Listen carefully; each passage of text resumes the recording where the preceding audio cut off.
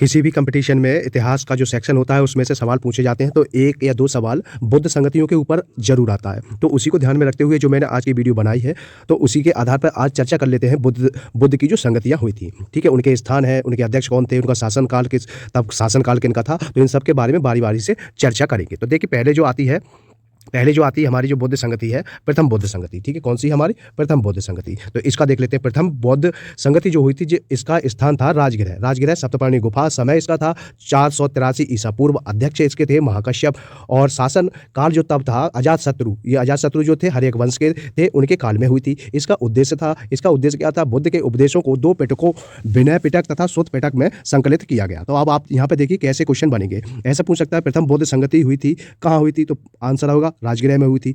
उसका अध्यक्ष कौन था, महाकश्यप था।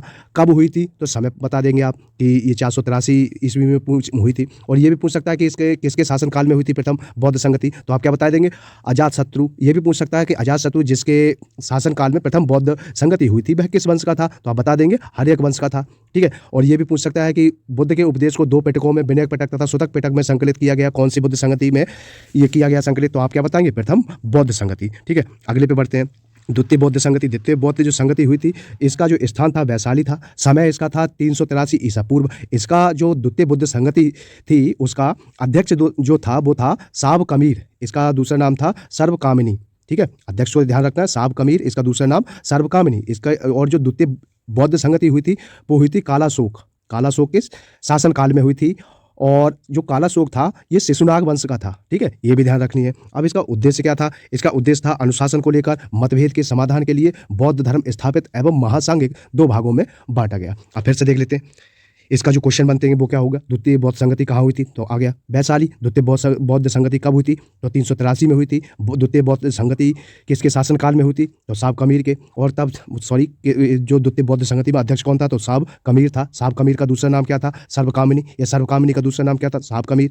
और ये द्वितीय बौद्ध संगति किसके शासनकाल में हुई थी, तो आपका आंसर हो जाता है कालाशोक। कालाशोक किस वंश का था, तो शिशुनाग वंश का था। उद्देश्य क्या था, आपने अभी पढ़ ही लिया। ठीक है, अगली तीसरी बौद्ध संगति पे बढ़ते हैं। तृतीय बौद्ध जो संगति हुई थी ये पाटलिपुत्र में हुई थी। इसका जो समय है वो हुई थी 251 ईसा पूर्व। इसका अध्यक्ष जो था मोगलीपुत्रस्य था। ठीक है, तब शासनकाल किसका था, शासनकाल अशोक का था।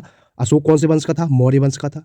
उद्देश्य इस तीसरी बौद्ध संगति का उद्देश्य क्या था, संघ भेद के विरुद्ध कठोर नियमों का प्रतिपादन करके बौद्ध धर्म को स्थायित्व प्रदान करने का प्रयत्न किया गया। धर्म ग्रंथों का अंतिम रूप से संपादन किया गया तथा तीसरा पिटक अभिधम्म पिटक जोड़ा गया। ठीक है, तो ये उद्देश्य था। अब इससे जो सवाल बन जाएंगे, अभिधम्म पिटक किस बौद्ध संगति में जोड़ा गया, तो क्या लगा देंगे आप, तीसरी बौद्ध संगति का काल 251। तीसरी बौद्ध संगति का स्थान पाटलिपुत्र। अध्यक्ष कौन, मोगलीपुत्र। शासनकाल किसका था, अशोक का। उद्देश्य अभी आपको समझा ही दिया। ठीक है, चौथी और जो आखिरी जो थी वो हमारी थी बौद्ध संगति जो हुई थी, वो हुई थी इस कश्मीर के कुंडलवन में। ठीक है, और समय था प्रथम शताब्दी ईस्वी थी। इसका अध्यक्ष था वसुमित्र, उपाध्यक्ष था अश्वघोष। शासनकाल किसका था, चतुर्थ बौद्ध संगति में कनिष्क का था। कनिष्क कौन से वंश का था, कुषाण वंश का था। उसका उद्देश्य कौन सा क्या था, चतुर्थ बौद्ध संगति का बौद्ध धर्म का 2 संप्रदायों हीनयान एवं महायान में विभाजन। ठीक है, तो ये आज के लिए बस इतना ही। मिलते हैं अगली वीडियो में। अगर वीडियो पसंद आए तो वीडियो को लाइक करें, चैनल को सब्सक्राइब करें।